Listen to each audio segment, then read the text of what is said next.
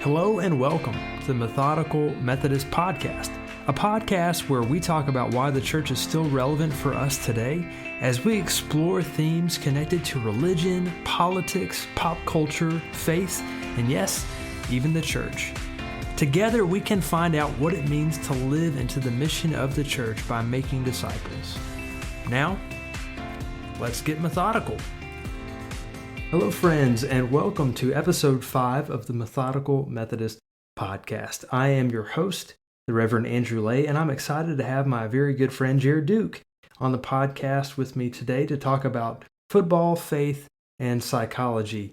We had a really great conversation. We ended up actually talking for about an hour after we ended the interview. I think you're really going to enjoy this episode. At the end of the podcast, Jared is going to share a meditation that he has recorded for a project in his class that I hope that you might enjoy and be able to get some use out of it. But without further ado, here is my conversation with Jared Duke.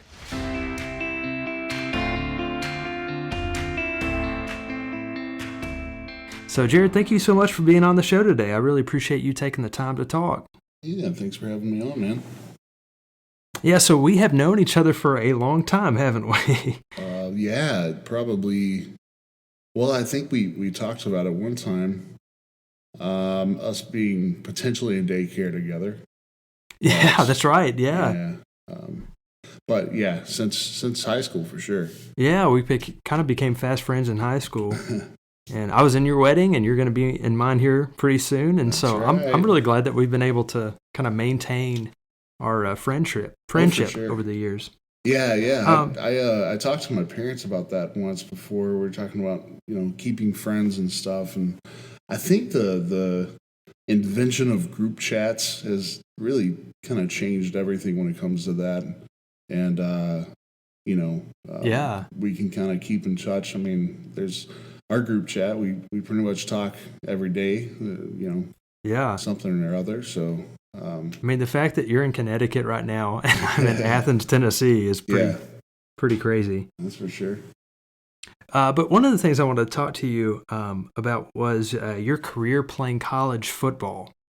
So you went to the University of Mississippi, otherwise known as Ole Miss, and you played Division I football there. And so I thought that maybe you could just tell me a little bit about how that came about, how you ended up being recruited by them, and kind of what that whole process was like. Yeah.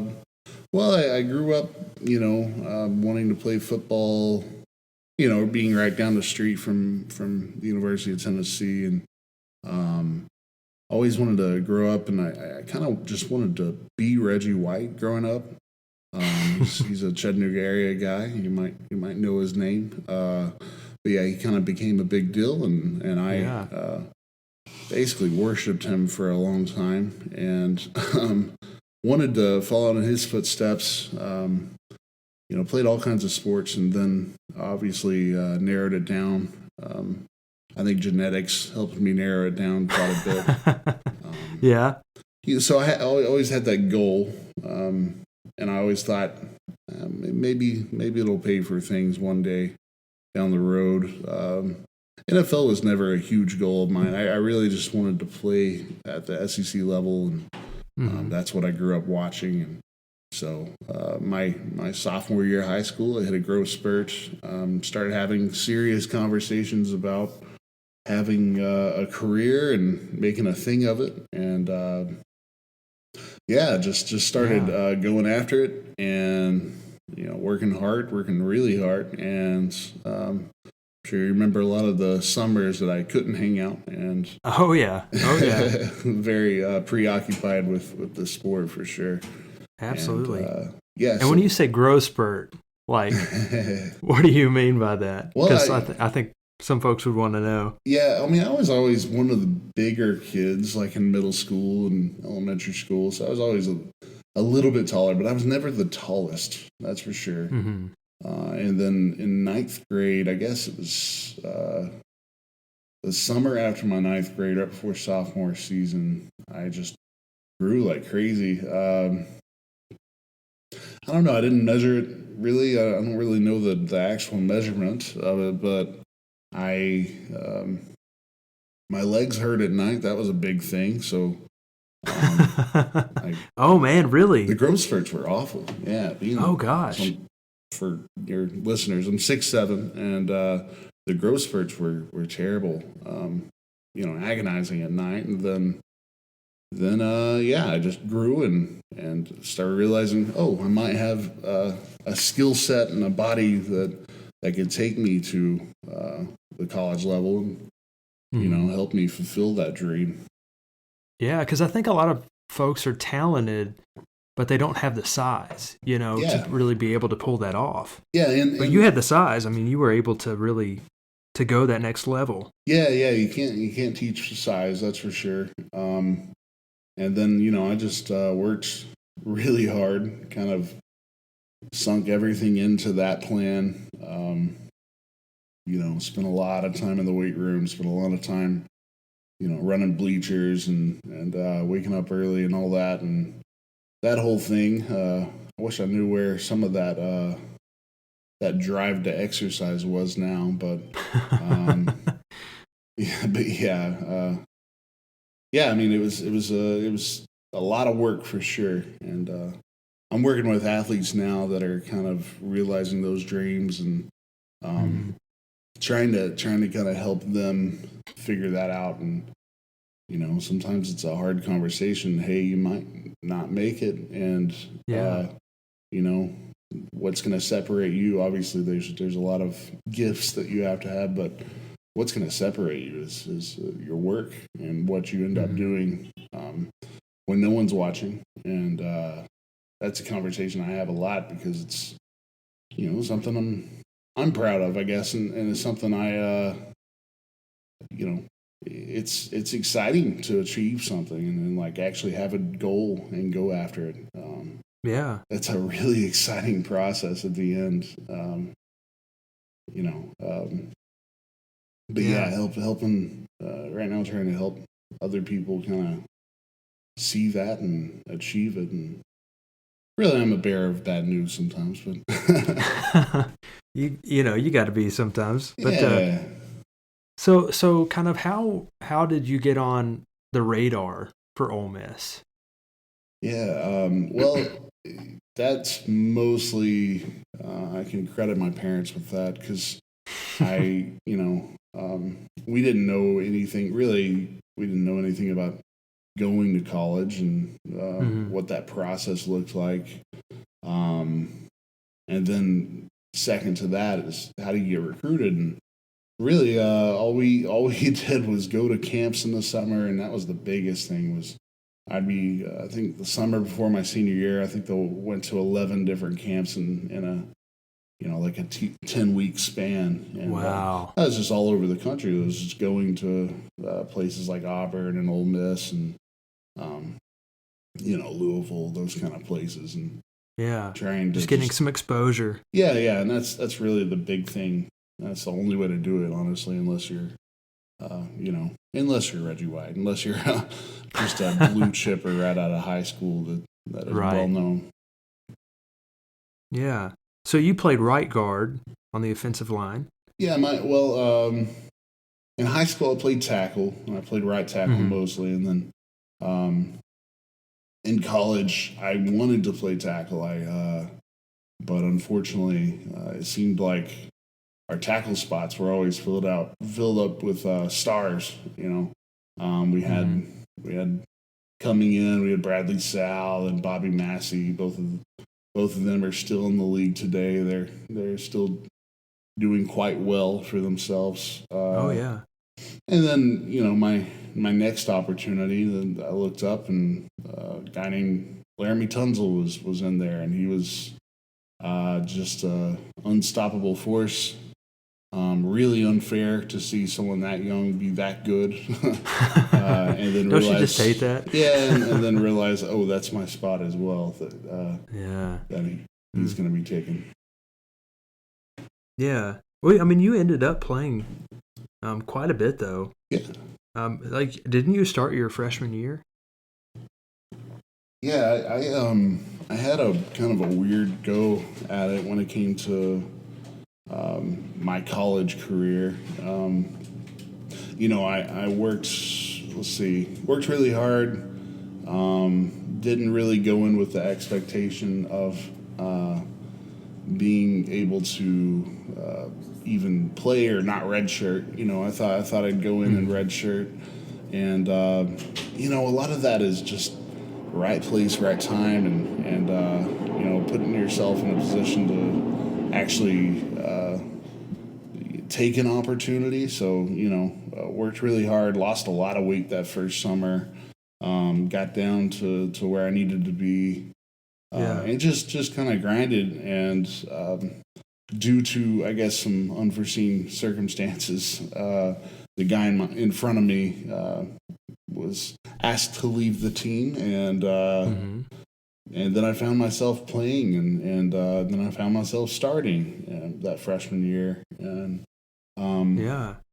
still, that was an intimidating process for sure. I'm sure it was. Yeah. And then what's weird is I ended up not going.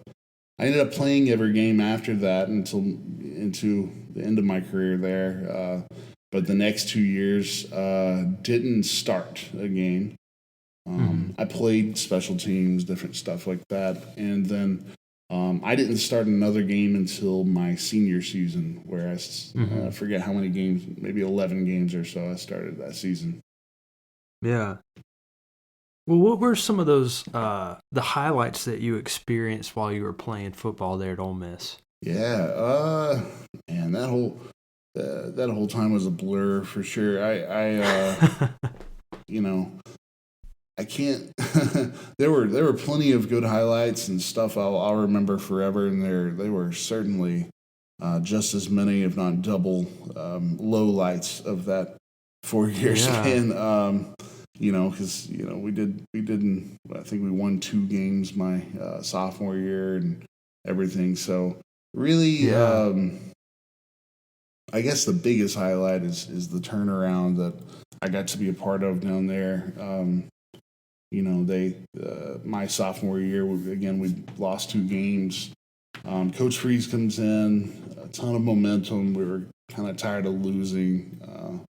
We were tired of being a laughing stock, and turned around. I think we won maybe 7 games that my junior year, which was really just a special season in the way of momentum and getting folks on board again. And then obviously that turned into something much larger. My senior year turned into 8 wins, and then obviously when I left is when they started beating Bama and those kind of teams. Yeah. So right.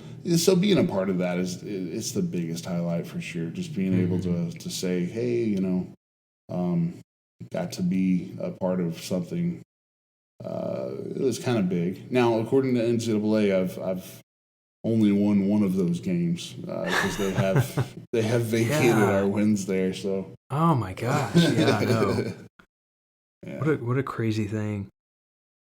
Well, even being there and playing on that field, knowing who's been there and who, you played number 74 on your jersey, and you were able to meet people like Michael Oher from the Blind Side movie. Yeah. You shared a number with him. You met Eli Manning. And what were those experiences like? They were surreal, man. I mean, right before I got down there, the Blind Side kind of erupted. I guess it was our senior year of high school, and then went down there. Michael Oher became a kind of a household name, and a really popular player. And then I show up and they give you a number. You don't necessarily get to choose those numbers unless you got 4 or 5 stars by your name when you come in. Right. And then I got Michael Oher's number, which was really a shock and kind of I don't know. It was a nice moment. It's like, oh wow, this is definitely a noticeable number, and kind of means a lot to get that kind of number. And it was nice because. There were, and I think you have one of them, but in one of the local shops there was a rack of number 74 T-shirts, and I went in there. I was like, well, those are clearly for me. The That's right. True freshman Jared that Duke. hasn't played it down. Those are clearly mine. So my family and you got a ton of those. So cleared the racks out for sure. That's right. Right. That was a special number for sure. And then getting to meet him and I think I found out that I would be starting. I found out that I would be starting before the Auburn game. I'd played a little bit before then, and then I find out I'm going to start. And that was the week that they became the number 1 ranked team in the league, and it was Cam Newton, and they had a ton of momentum going behind them. And then there was this guy by the name of Nick Fairley that was, becoming well known for not being the cleanest of players, but definitely being an effective player. And and I find out, I'm going to play him. And this always I always tell people this. It sounds like I made it up. I promise I didn't make this up. But I find out on Monday that I'm starting. Watch a little film on them and stuff, and I'm fully, obviously really intimidated by the whole thing. And I get in my car, and I've got a sports radio on, like a regional sports radio, and they they end up talking about Nick Fairley. They're talking about Cam Newton, and they start talking about Nick Fairley's performance. I think he performed against Georgia, and that's kind of what made him the headline of a nasty player or whatnot. And the announcer actually said, I'm not kidding. He said, if I ever find out I have to line up against Nick Fairley, I'd quit the sport. And wow, you're kidding me. Yeah, and that sounds fake. I know it, but that is wow. I was like, this feels like a movie here. You're like, I'm that guy. I have to play against him. So I turned that off because it wasn't helping my mental state at the time for sure. But yeah, so wow, that was an interesting story. So I finished that game up. Did fairly well, I guess. There we go. There's a pun, but he actually meets me after the game and tells me I did a good job and stuff, and that meant a lot and stuff. And then I walk out and there's Michael Orr, and my mom had always wanted the picture of us, and she's like, "Oh, the 74s, y'all get together, let's take a picture." So I got a picture of me and Michael Orr, and he awesome. He talked to me and he said, "Hey, you started tonight, didn't you?" And I was like, "Yeah, you know that, right?" That's crazy. And he said, "Yeah, you started." He goes, "You started against Nick Fairley tonight." And I was like, "Yeah, that was wild." He goes, "Yeah, that was kind of like my career." And I was like, "Really?" He goes, "My first start was against Glenn Dorsey, which is wow, kind of when I kind of idolized him in high school too. He was a LSU guy. Idolized him. But it was a cool moment. It was a really neat moment for him to acknowledge that and be like, "Hey, I struggled too and stuff." And obviously really nice to receive that kind of support. Absolutely. Yeah. That's awesome. Wow, how about that? So you talk about kind of playing against a tough player. Was he the toughest player that you kind of went up against? I'd like to say so. He was taking it pretty easy. I think he knew he had a true freshman in his first start against him, so he was taking it pretty easy in that game. And then there's a few moments in the game where he really turned it on, and I could tell, I couldn't stop this guy if I wanted to. Yeah, so, different level. Wow. Yeah. Anytime in the first series of the game is always when everyone's at their highest and kind of everyone's kind of revving to go and really fired up, and yeah, that first series did not go well for me. That's for sure. Yeah. I think he ran right through me at one point, and I said, "Man, this is going to be a really long game," and pressured the quarterback. So, but yeah, it was a rough one for sure. Yeah. Well, just being at that stadium and kind of being there during game day. I've only been there one time, and went your senior year, and it kind of experienced the Grove and that whole atmosphere firsthand. But maybe you can explain some about what that culture was like, and kind of seeing that as a football player, or even just living in Oxford, a very college kind of town. What was that like for you? Yeah, well, you knew me in high school. I was a pretty kind of sheltered kid, and Oxford is well, what did they used to say? A drinking town with a football problem, and so that's not something I came in and adopted at all. So fitting in wasn't always great. I mean, the Grove. The Grove obviously centers around the drink, and Mm-hmm. so it wasn't something that me or my family. And another thing, I was so homesick during that time. I Oh, I missed know you were. Yeah. I missed home greatly. I missed the mountains. I missed just family and everything. And And Fazoli's. I remember there were no Fazoli's there. oh man, that tormented me. And there's no Fazoli's here either. So Oh man, I don't know why. you got to stop moving to places that don't have Fazoli's. I really do. That's my goal in life, is to live by Fazoli's. But so I missed my family, and they made a point to come down to every game, and so I was hard pressed to spend any time in the Grove, like after a game or anything, and not be with my family, and obviously before games, I didn't really get to experience it at all, except for the walk. Of course. So we did do a walk through the Grove, and obviously you remember that, and there's that never got old, even in the worst season possible. That one of the worst SEC seasons in history. The Grove still never got old. Yeah.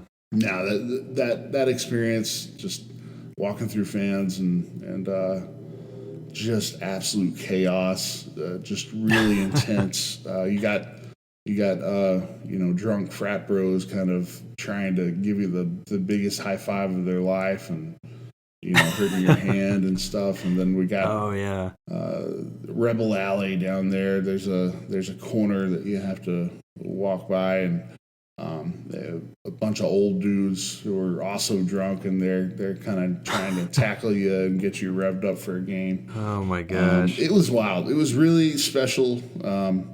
Really fun to be a part of that experience. But also there was a good helping of anxiety that went along that, because the fans are fans, and you're there's only so much an offensive lineman can do to mess up the game, but there is a few places that you can mess up the game royally. Yeah. Oh, sure. Especially in special teams, and sometimes it didn't always help to walk through the Grove and realize, I can kind of really run these people's nights. So there was always a fresh helping of anxiety for you in those moments. Wow, yeah, I didn't think about it that way. Oh yeah, of how it kind of added some pressure and some faces for you to look at, kind of going into those games. Wow. Yeah, and surprisingly, the 50-year-old man who's been drinking for 10 hours and has his bald head painted isn't always the most elegant person after you've lost a game, and isn't always the kindest person you can face after a game. Sure. So, so man, there's obviously overall good experiences, and then there's some not so good ones for sure. But I wouldn't trade it for the world, though, those experiences. Well, that kind of leads me to my next question, which is Ole Miss still your favorite team? Oh, yeah. Well, I guess it's a really good transition into, this chapter of life and everything. They are, and almost every day I listen to Ole Miss podcasts and stuff. That's kind of a part of my daily regimen, and they're still very much a part of who I am, and that being said, there was a big staff change recently, and I think one coach in one person, and then that entire staff is a face that I recognize. So it was a face that was from my time there. So really cleaned house recently. So not a lot of familiar faces. A lot of faces there are there right now that turned me down and turned my initial dream of going to Tennessee down. So so it's a little mixed feeling. I'm supporting. I'm totally supportive of Coach Kiffin there. I think he's definitely talk about a story arc. I think he's definitely changed a lot of who he was and who he is now, and I'm really excited to see the product he puts on the field. So, obviously there's always going to be a fan in me, but right now, I'm studying and hoping to end up back on a sideline somewhere. So I know there's a moment where I'm going to have to maybe trade some colors here and try to, possibly. And, those are sure. So Ole Miss, I learned from Coach Luke, actually. Coach Luke, who just got fired at Ole Miss as head coach. He was my offensive line coach while I was there. I came in this summer, and I'm currently at Springfield College, and we wear maroon at Springfield College, and I was wearing my maroon Springfield College shirt, and I looked at Coach, and I was like, oh, I know I'm wearing the wrong colors in this building, and he's like, no, absolutely not. Don't worry about that at all. Like, you're doing your thing, and that's kind of the attitude you have to have, especially if you, from the point you get there, it is business. Ultimately, what it comes down to is business, and that's a reminder every day. Every day you're there, so there's certainly a lot of components to Ole Miss that I'll always, Oxford's a special place, and Oxford's home. So and I brought my wife down there, and she also was just like, this is special. We'd love to end up back in Oxford at some point. But, But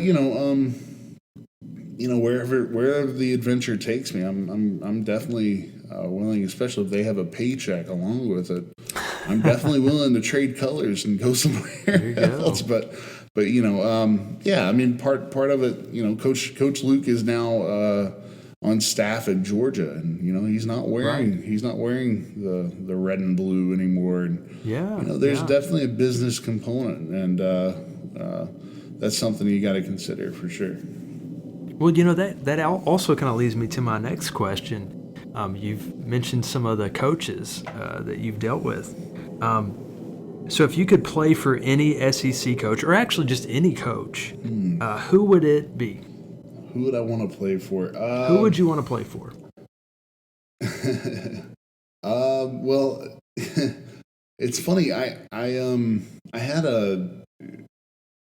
when I moved to New York, and took a job there, my now friends, but the coworkers there, they looked me up, and they looked up my Twitter and everything, and there's a story still about me, blasting, quote unquote, blasting Les Miles, blasting Les Miles on Twitter, and they always joke, oh, you hate Les Miles.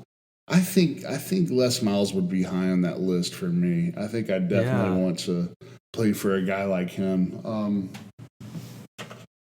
Someone just kind of fun and innovative, I think, and just just you can tell he's probably a really good individual. So he's high on the list. Also, for head coaches, Tom Allen comes to mind. He's Indiana's coach right now.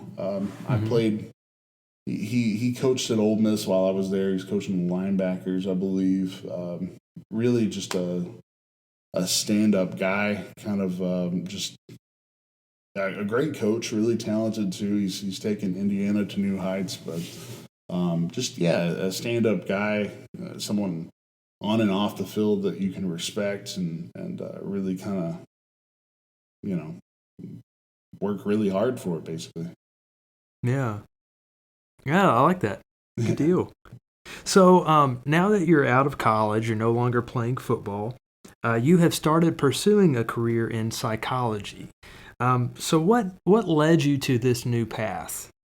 What kind of inspired you to pursue this? Yeah, so I mentioned before my kind of had a rough time at Ole Miss, and a big part of that when I was there it was some mental health issues and having to deal with some depression and that kind of thing, and coming out of Ole Miss and kind of having and it's funny, my mental health definitely it goes along the path of my playing time, actually. So started turning around mentally and started playing more and started starting and really turned things around on the field as well. And I said, well, there's a connection here. I wonder if there's something I could do. And you know me, I came home, worked for my high school for a while, and just trying to figure out where I fit in the world and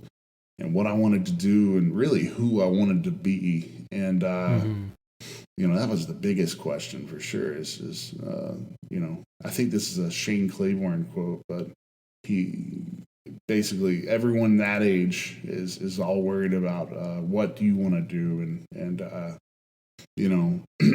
what we need to be asking ourselves is who we want to be at that age. And start realizing, I came into my college career with dreams of being an engineer, a problem solver, and then I realized, I still want to solve problems, and I still want to be a part of that process. And then it started becoming personal a little bit, and into learning about mental health and learning about what I was going through and what other people might be going through. And then I saw a niche there, and discovered after I guess I needed it, discovered sports psychology, and discovered that there's a world out there where you can work in the mental health field, but also work with athletes and work with people who might be going through what I once went through. So that was my opening into that world.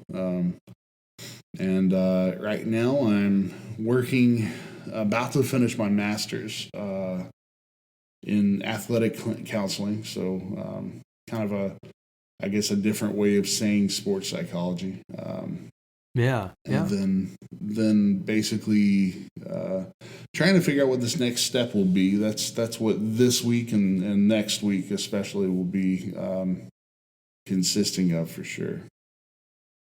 Yeah, I'm I don't know if you've seen this. I've watched I haven't watched the whole thing yet. But the documentary about Aaron Hernandez, have you seen that? I've seen parts of it. I've definitely. That's a hot button issue these days, especially up here in Connecticut. Well, it just got me thinking about how he was somebody who would have probably benefited from doing counseling. Yes, for sure. And from having a sports psychologist, just had a number of issues, mental health issues, family issues, unresolved issues. And so I guess it just got me thinking about you and how that's something that you've thought about in connecting sports and psychology. And so I just didn't know if you'd seen it or not, but yeah. No, I saw it. I saw a few episodes, and what's interesting is I actually had a long conversation. I met with a gentleman up here who We just kind of started talking to each other, and he actually grew up with Aaron Hernandez, and I feel like I got pretty much a documentary of him out of that, what turned into maybe a 3-hour conversation with this guy. Wow. But he grew up with him and everything, and walking away from just that conversation, I know mental health would have obviously benefited him quite a bit. But I think the question that maybe Netflix, from what I hear, they answered slightly, but maybe kind of protected some of their interests, and is the CTE piece, working on the brain and seeing just how messed up his brain was, and I think that's playing a much bigger part in his story. So when you say CTE, what do you mean by that? Yeah, it's a oh my goodness, I'm really gonna forget what it stands for right now, but it's basically, you know what, that is worth. I'm gonna Google that right now. It's oh my goodness, CTE. Let's see here. So chronic traumatic encephalopathy. Yep, that was rough. But yeah, it's a disease. Here I am trying to study neuroscience and stuff, but no. Hey, they don't make the words easy. They don't make them easy, man. But yeah, it's a neurological disease that they're discovering a protein that's, I guess, being activated in players' brains, not only through big concussions but through repetitive hits for Oh wow! for the offensive lineman for sure. And the more I read about that, the more I realize, I'm calculating probably 100 hits of practice. Those things. Wow, yeah. So it's definitely near and dear to me when it comes to that subject specifically. Maybe one day I'll learn how to pronounce it, and and then I can start actually studying. Yeah. Well, no, but you've experienced some concussions too, haven't you? I have, through your career. Yeah, one big one for sure. That was right before my freshman season started. And like I said before, it kind of had a bit of momentum at that point in time. So I probably came back way too soon. And, that's not on the staff or anything. That's not on anyone at all. That was on me specifically, seeing an opportunity that I had. And, when my teammate left the team, I was like, well, I'm going to have to get over this because here's my shot right now. Here's my window to really get in there. So that was my dumb fault for sure. Well, and even since you played, I feel like there's been a lot more education and advances in how we understand concussions, even since you played. Yeah. And precautions as well. Precautions, yeah. Football's got to survive. I mean, I'd be heartbroken if it really, the NFL fell apart one day. And there's obviously that's a long time from now, but youth involvement in football is obviously dropped. A lot of parents that aren't wanting their kids to go into it. So the game's got to change a little bit, and it has somewhat. We're still seeing some really rough injuries out there when it comes to head injuries, but the game's got to change a little bit. And I'm all for that to an extent, but I think we definitely benefit if a little more of that science came around. And I actually so I just right now I alluded to the next step here. I can either go the route of being a certified or a licensed psychologist or a licensed counselor. The counselor would be a master's level. Really had to take only probably 2 more classes there to get that, but also another year of work basically.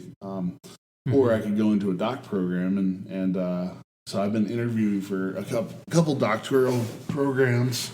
And that's essentially been my area of, they don't ask you to explicitly, write a contract in blood on what your research would be around, but they do ask you what area you would like to focus on and maybe something you want to address. And because it's so near and dear, traumatic brain injury, specifically when it comes to linked to depression and personality, those are kind of the two. Some research that I'd like to do around that, maybe a future dissertation or something. But so that's kind of been my point of emphasis when it comes to research, for sure. Yeah.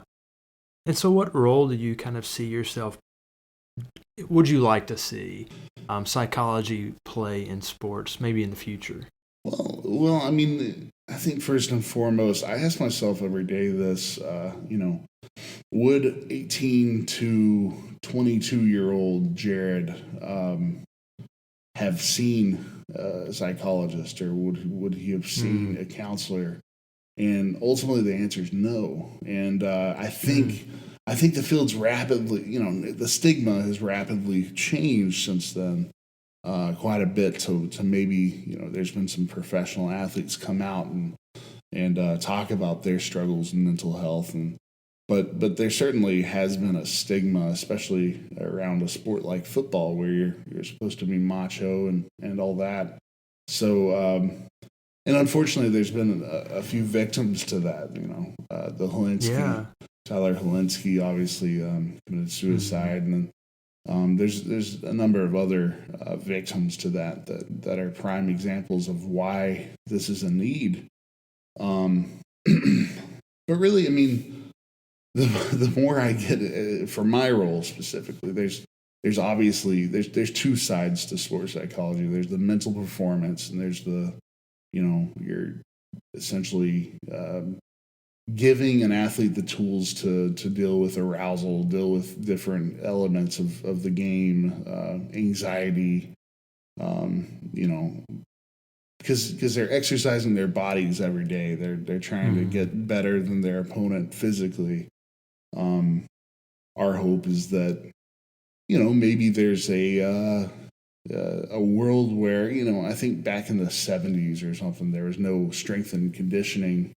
That wasn't a major part of what a football team would go through. Now there's entire staffs devoted to that. There's entire buildings devoted to that. My hope, obviously, there's not a need for an entire building devoted to mental health, but my hope is that it becomes a big role in that way. So that's one half of it. And then the other half is something I essentially have been exploring more and more, is this more holistic side of mental health and addressing the person. And, you're not going to be able to, Jared at 20 was exhibiting 8 to 9 qualifying symptoms of major depressive disorder. Like, he's not going to perform, and he didn't perform to his highest ability, for sure. And that showed. So, being able to work with, those types of athletes, and athletes who are maybe dealing with some trauma or something off the field specifically, and addressing that before you can even address the mental edge aspect of sports psychology. Both sides are incredibly fun, but I think one's a little more important than the other. So this next step is essentially, me dedicating myself to being a more holistic clinician there, and trying to be able to work with things like trauma and grief and depression, anxiety, some of those maybe more crippling pathologies. Yeah. You touched on something that I think is really interesting, and something that I've seen a lot in the church, this kind of stigma of depression and anxiety and mental health, and how oftentimes what I hear is people say, something to the effect of, you're depressed because you have a lack of faith, Mm, or you're struggling with anxiety because you don't trust God. And I think yeah. sometimes people make that mistake of thinking that that anxiety and depression means you don't have faith in God, when really Yeah. that's not the case at all. Yeah, and we try to treat it that way, and that's a real shame, I think. And there's certainly space for spirituality in mental health. There's absolutely a space for that, and I would definitely you know argue that that's an important part. But when it comes down to it, there is this scientific part of it. These are Mm, chemicals interacting. This is trauma. This is something, this is a crippling injury that you can't see, and right. and it's not fair to address it that way. It really isn't, because, um, in fact, it leads to more harm, if anything. Absolutely. You can't dwell on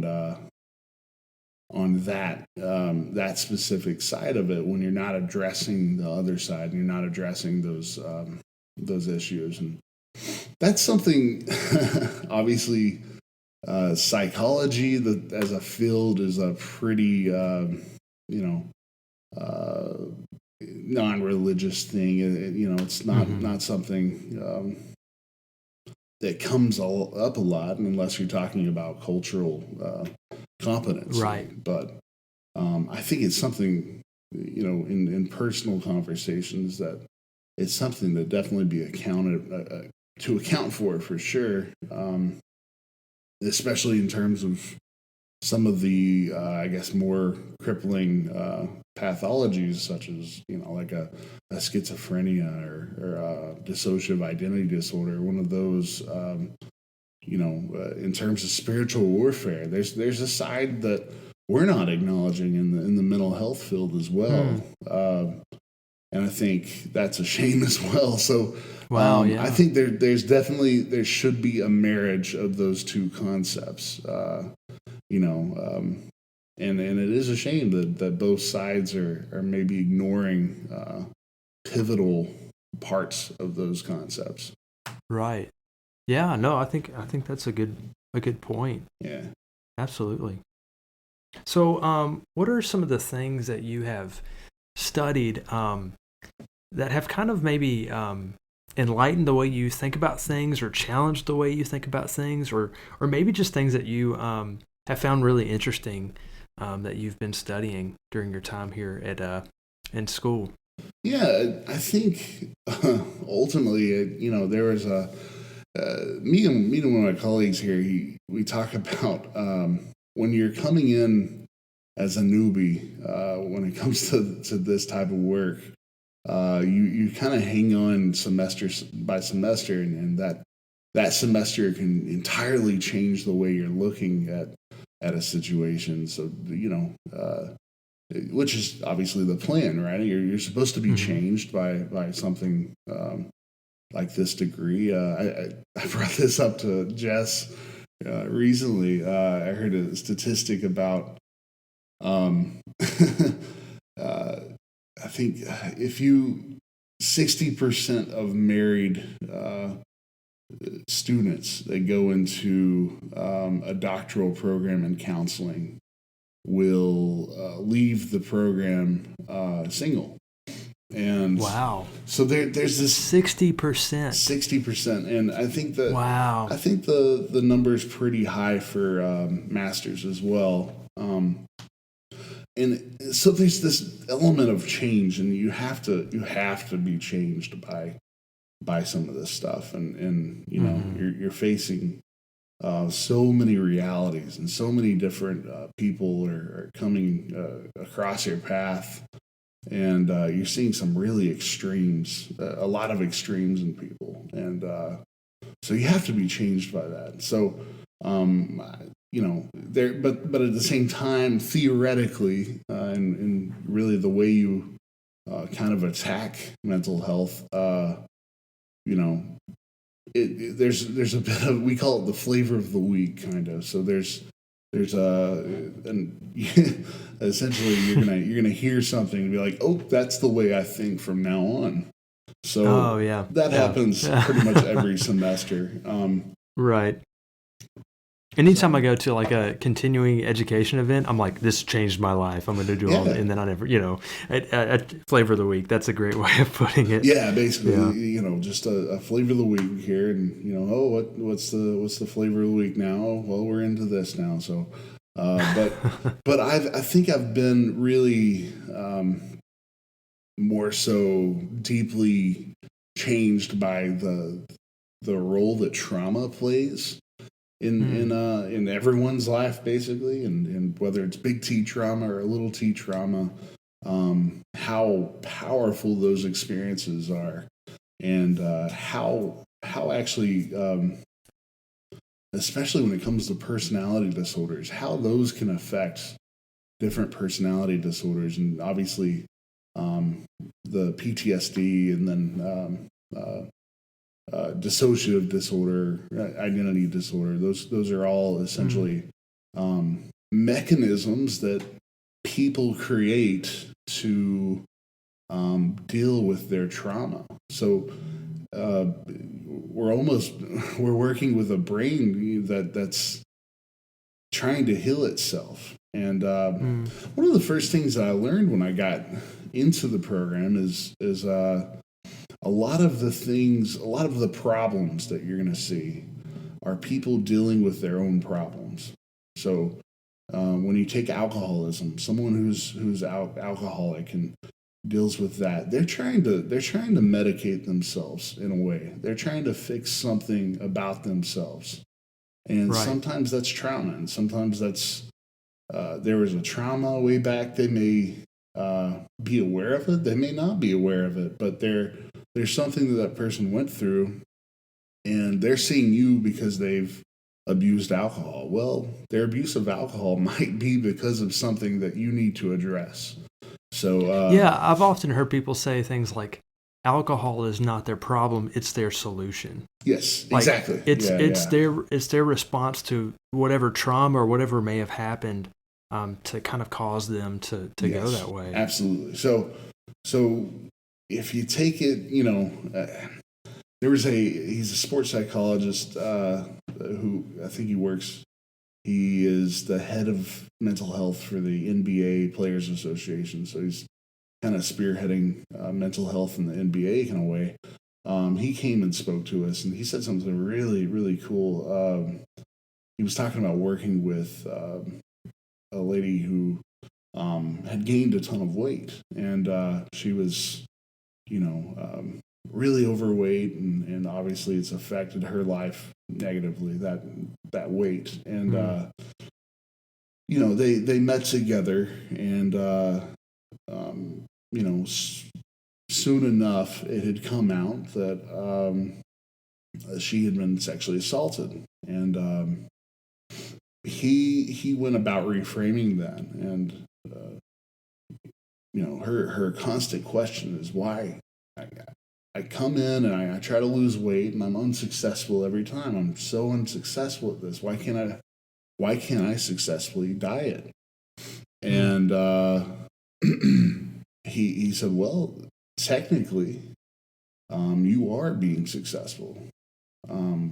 Your body is successfully putting weight on itself.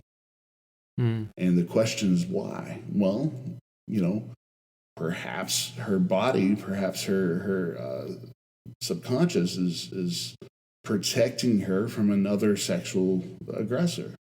And if I look like this, if I've gained this amount of weight and I look like this, then maybe I'm less attractive to someone. So, and that might be a little simplistically put, but at the same time, that's kind of a powerful thing, is realizing, I am being successful at something, and I'm successfully counteracting this thing. So, kind of what's going on? What's the real issue? Yeah. We think we know the issue, but what are we really addressing? Exactly. And I think we can do that even on a small scale too, just in our daily lives. Yeah. As a way to kind of respond to things. Yeah, Absolutely. that's really interesting. Yeah, so it's a clinician's job to try to seek the root of that, and where why they get paid, and I say they because I'm certainly not there yet. But why they get paid the big bucks? They don't get paid the big bucks. Let's be honest. But why they get paid any money at all is having to navigate trauma and those kind of concepts in a way that doesn't traumatize someone, and so it's a tough job for sure. It's the only job in medicine that you can't just see someone's, not medicine, but health, I guess, is that you can't just see the ailment, and you can't see like specifically. You really gotta. There's a whole neuropsychology that we're just beginning to understand. So there's plenty of challenges there, but certainly, I mean, trauma is just the one concept that I've absolutely kind of hung on to, and would love to maybe put myself in a position to be able to help folks that might be dealing with that. Well, I know you'll do well in that. I think that's something that suits you really well. I've known you for a long time, and that really seems to be right up your alley. So I know that you'll be successful in that. I know you will. So as we kind of wrap things up, I thought I'd end with a pretty big question. It's a pretty broad question. Right. What is one thing you wish people could know about mental health? Just one thing. Mental health. Well, it's kind of like I think there's a religious saying like, Satan's best trick is making you think that you're alone, and making you think that you're the only one who has this sin, this specific sin that's getting you off track. And I would say kind of the same thing around mental health is you're not alone. There's a lot of us that don't talk about that, and there's a lot of big bad football players who are dealing with some crippling anxiety or depression or something along those lines, and really just know. I mean, whatever you're going through, you're not the first, and there's certainly a lot of people and resources out there that are absolutely waiting with open arms to help you. In some cases, there is a shortage of those people, but we're working really hard to make that more of an accessible thing, and just try to reach out and try to get that kind of help, and just know you're not alone. I mean, everyone has a moment where they're dealing with something along those lines, and obviously there's certain certain grades of that, and certain different extents that people go through those things. But really just understanding it, it's not just you. Everyone has something, and we need each other. We need to reach out and be able to talk about those things. And if it's a friend, if it's a clinician, if it's a pastor, whatever you can do, try to get that help. Yeah, thank you so much for that wisdom of just remembering that we're not alone, and there are other people in this world that are dealing with the same things that we are, and how we can reach out and be there for one another. So, Jared, thank you again so much for coming on the show. Just really enjoyed our time together. Yeah, man, I'm excited to see where this goes. Yeah. I know you've got a couple different guests lined up, and I'm really excited to see it. We've always talked about doing a podcast, and you're actually doing it now, so congrats. I know. Yeah, hopefully. At first I thought, oh, what if nobody listens? And now I'm thinking, oh no, what if people actually do listen? So it's kind of a weird. No, you could diagnose me about that. But that makes sense. No, I think that's perfectly natural and everything. So, man, I hope it takes off. Yeah, thanks, man. I appreciate it. All right.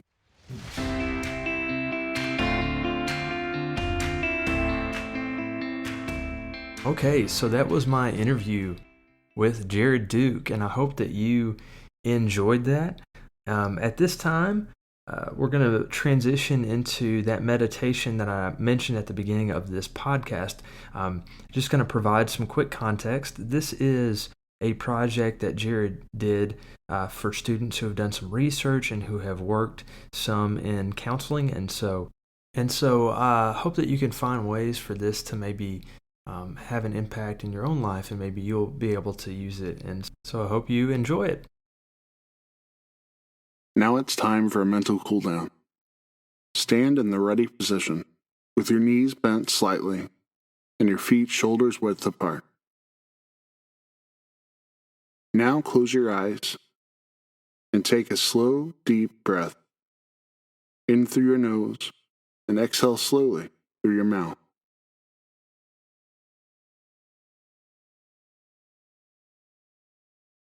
Now breathe in, 2, 3, 4, and out, 2, 3, 4. Resume breathing normally. With your eyes still closed, what are your thoughts and feelings about what had happened today? Now think about your performance today and get a clear picture in your mind of what you did well. It could have been the physical or mental aspect of your performance. For example, your preparation, your effort, or your technique.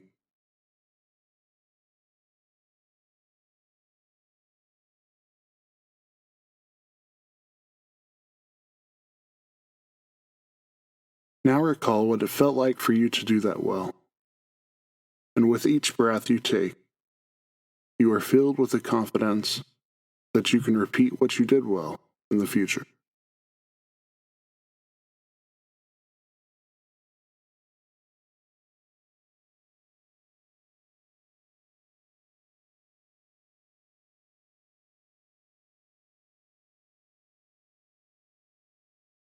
Okay. Now let the picture in your mind of what you did well fade, and breathe in slowly through your nose and out through your mouth. Picture what you could have done better today. What exactly is it that you could do better next time?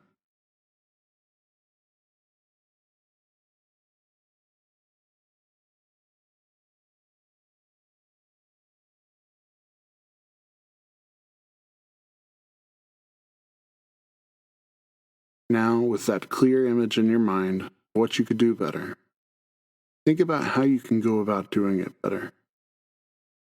Whom do you need to ask for help?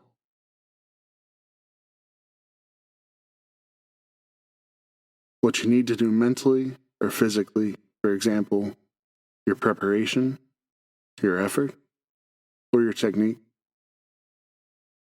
As a picture of what you need to do emerges in your mind, you feel a spark of energy deep inside. As you shake out your arms, feel the energy spread throughout your body. You can use this energy to power your efforts to achieve your goals. Now you have the level of energy you need. You know what you want to accomplish. You believe you can accomplish it, and you are ready to do it. On the count of 3, clap your hands 3 times and go on your way, positive and ready to make it happen. 1, 2, 3.